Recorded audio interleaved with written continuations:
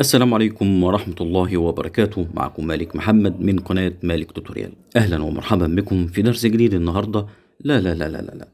أهلا ومرحبا بكم في مفاجأة كبيرة النهاردة، وهنشرح فيه اللمعة الاحترافية. ناس كتيرة قوي بتسأل عن اللمعة الاحترافية، وبتسأل في الجروبات الموشن ازاي اعمل اللمعة الاحترافية اللي بتبقى موجودة في مقاطع الموشن جرافيك الاحترافية، وللأسف محدش بيقول لهم، واللي بيقول لهم على الطريقة المعتادة اللي احنا بنعملها كل النهاردة. حصريا في قناة مالك توتوريال هنشرح ازاي نعمل اللمعة الاحترافية ببلجنز خارجي من الافتر افكت، ولا هنقول اسمه بعد شوية، وهننزله عندنا وهنطبق اللمعة الاحترافية من هنا ورايح. بس انا ليه عندكم طلب؟ ابسط حاجة ممكن تقدمها لي انك تشترك في القناة، ولو انت مشترك متنساش التفاعل. الدعم والتفاعل اللي انتوا بتعملوه ده بيشجعني اكتر ان انا انزل دروس على القناة. بسم الله نبدأ. اول حاجة لازم تنزل البلجنز العملاق، مجموعة اسمها بوريس بلجنز. دي مجموعة بتساعدك على انك تعمل حركات احترافية بعيدا عن الافكتات اللي موجودة في الافتر افكت. المجموعة دي حرفيا اكتشاف. المجموعة ديت بيستخدموه المحترفين في الموشن جرافيك، واللي بنعمل فيها حاجات كتيرة جدا، منها اللمعة الاحترافية. طيب ازاي نعمل اللمعة الاحترافية؟ اولا انت معاك دلوقتي ايقونة هي زي الكار ده اللي هو العربية دي، ومعاك الباك جراوند، وهتعمل دلوقتي كليك يمين وهتعمل اللمعة اللي احنا بنعملها دائما في اي مرة. بس تعال نشوف الطريقة. بنعمل شيب لاير، وده هيبقى هو ده اللمعة اللي احنا هنعملها. وهنعمل شكل مثلا زي مستطيل كده، بس ما تعملوش رفيع، انا عايزك تعمله تخين كده. تمام. وبعد كده بتعمل ايه بقى؟ بعد كده بتدخل على الخصائص بتاعتها نفسها، وبتضغط كليك يمين على الباث ده، بتحوله بتحول ان ده لباس. تمام. علشان تعرف تزود ايه، نقط زيادة هنا عشان تعرف تتحكم عليه.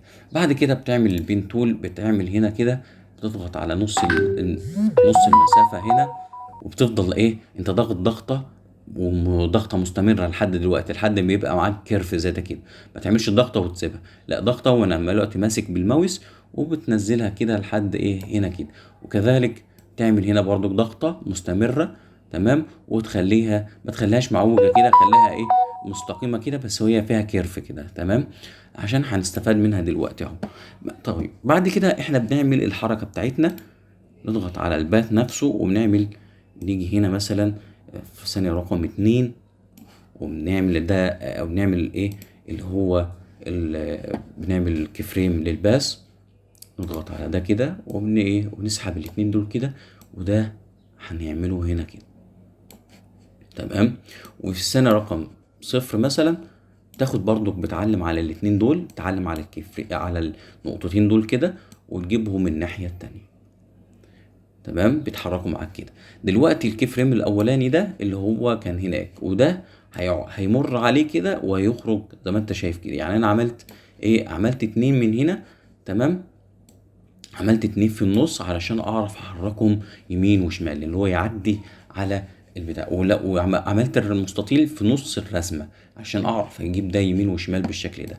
تمام. وده اللمعة اللي احنا بنعملها العادية. وفي ناس ممكن متعرفش تعمل اصلا اللمعة دي، فبالمرة تعرف انك انت ازاي، حتى لو انت مش مستخدم البلاجنز، تعرف تعمل اللمعة الاحترافية. طيب دلوقتي احنا مش عايزين الشكل ده اللمعة تظهر الا على الشكل اللي هو الكار. يعني الشيب لاير ده وده الكار اهوت.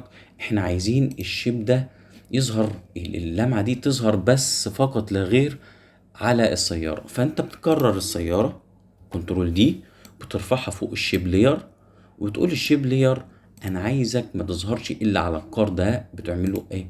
الفا مات. الفا اول اختيار كده. دلوقتي انت عملت ايه؟ دلوقتي انت اعطيت امر، انت قررت الكار، حطيتها فوق الشيب لاير علشان تخلي اللمعه دي ما تظهرش الا على الكار ده. فهو مش هيظهر زي ما انت شايف كده. يعني هو اللمعه دي كده دلوقتي، شوف، مش هيظهر الا على ايه اللي انت شايفه ده كده. في ناس بتكتفي على كده وخلاص، وبتبقى ايه، مزاجها زي الفل وخلاص، ويعتبر بالنسبه لها ده كده تمام قوي. انت بتعمل مثلا ايه، ايزي تمام. وعايز تلعب في الجراف اديتور شويه، ما عنديش مشكله. نرفع ده شويه كده ونحرك يمين وشمال، مش مشكله. زي ما انتوا شايفين كده، اللي هو ايه، بيعدي عليه بالشكل ده كده. في ناس بتكتفي بكده وعايزه ايه بقى، بتكرر اللمعه كذا مره وعلى كده. بس احنا النهارده هنتكلم في ديسبيسمنت ماب الافكت بي سي سي. فاحنا بنعمل كليك يمين، ومن الافكت هتلاقي في بي سي سي اهوت. هنعمل اللي هو الورب، وهنختار اللي هو ديسبيسمنت ماب. ديسبيسمنت ماب اللي احنا شرحناه المره اللي فاتت كان بتاع الافتر افكت نفسه، وكان من خلاله بنعمل حركات كتيره حلوه. لو انت ما شفتش الحلقه دي ارجع تاني على طول شوف العظمه اللي احنا بنعملها. وبعد كده تعالى شوف برضو ده بيعمل ايه. الافكت ده اللي هو من مجموعه بي سي سي، هتلاقي فيه حاجات كتيره قوي قوي قوي، بس انت لازم تبقى مدرك معاه. طيب اول حاجه احنا خلاص، احنا عملنا اللمعه اهوت، تمام. وقلنا هنحط في اللمعه دي نفسها هنحط ايه، افكت الديسبيسمنت ماب برضو. طب ايه اللي حصل دلوقتي؟ ما حصلش حاجه خالص. انت بتختار من الماب هنا، بتختار انت عايز الشيب لير اللي هو اللمعه ده يتطبق على ايه بالظبط. هيتطبق على الكار. فانت لما بتختار الكار وبتلعب في الاعدادات ده كده، بدأ عندك دلوقتي في كأنه هو بيملى العناصر اللي انت شايفها دي. يعني انت بتشوف ان هو ما عادش زي الاول، ان هو بيتخلل خلال ايه، الشكل ده زي ما انت شايف كده. فهو دلوقتي ادالي لمعة جميلة جدا، وان هو مش اي لمعة، وبيتخلق يعني كأنه بيروح للهيكل نفسه، وكل هيكل مرسوم بيروح بيملاه كأن في حاجة بتتملى كده. تمام.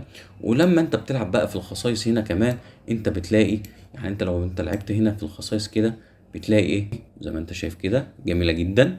وبعد كده انت بتكرر اللي انت عملته ده برضك، عشان احنا مش عايزين لمعة واحدة، احنا عايزين كذا لمعة بتظهر ورا بعض. فانت بتعمل ايه بقى، بتعمل بتعلم على الاتنين دول، ما تعلمش على ده بس وتعمله كنترول دي. لا، انت بتعمل الاتنين دول كده كنترول دي، تمام، بالتطبيق بتاعه. وبتسحب بس ايه اللمعة التانية ده، كأنك بالظبط عملت ايه اللي انت عملته في الاول، بس انت كررتهم وشديت بس ايه اللمعة، ظهور اللمعة تبقى بره كده. وبتعمل مثلا تختار لون تاني عايز تختاره، يعني مثلا عايز تختار اللون موجود من هنا، مفيش مشكلة زي ما انت شايف كده. طيب احنا ممكن نعمل حاجة تانية كمان. ممكن نعمل اول حاجة تخليها ابيض كده، والتاني نعمل له من بدل نورمال نعمل اوفرلي كده، تمام. ونغير مثلا اللون بتاعه يبقى ايه، غامق شوية كده، تمام، او فاتح اللي انت عايزه، تمام. ونخلي كمان واحد، هنكرر كمان كنترول دي في الاتنين، انا مكرر الاتنين اهو، تمام. وده يبقى ايه بعيدا شوية كده. ونخلي بقى ايه ده، بدل ما ده كان ابيض كده نخليه اسود شوية. طب انت شايف انت كده اللمعة بدأت ايه تبقى واضحة. بس دلوقتي العربية ديت عايزينها تاخد نفس الظهور، يعني ما تبقاش هي كده فجأة كده. لا، احنا عايزين نصغرها كمان بالإفكت ده. انت بتاخد من الاتنين دول كده، مثلا اللي هو اخر اتنين دول كده كنترول دي، وبتشيل بقى الاوفرلي بتاعك، وبتشيل كمان النو تراك مات مش عايزينه، علشان بس نحصل ايه ونحذف برضو الكار ده. فانت دلوقتي ده بدأ يرجع للاصل اهوت. انت بتنزله تحت عند الكار اللي هو موجود، بتنزله تحت عند الكار ده اهو، تمام. وبنضغط بقى كده على حرف اليو عشان نشوف الكفريمات اللي انت عاملها. واحنا عايزين بقى ده ما يسيبوش ويخرج الباس ده هو. ممكن ناخد ده كده، وقفت على الكفريم الاخير وسحبت ده كده لحد هنا كده، تمام. وده برضو هنحاول نجيبه هنا شوية كده، تمام. ونقول الكار ده هو انا مش عايزه يظهر الا على المادة. دلوقتي بدأ ايه هو كمان يختفي وبيظهر كأنه بيتكون كده زي ما انتوا شايفين كده.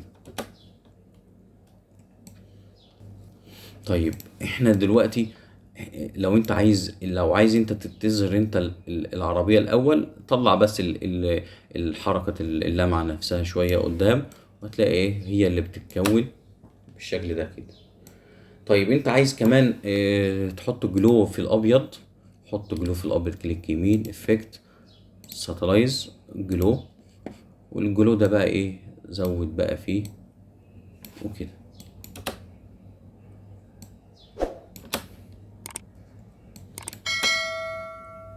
افكت جميل جدا، وده اول حاجة معانا في التحريك اللمعة الاحترافية، ولسه كمان في طرق تانية للمعة الاحترافية.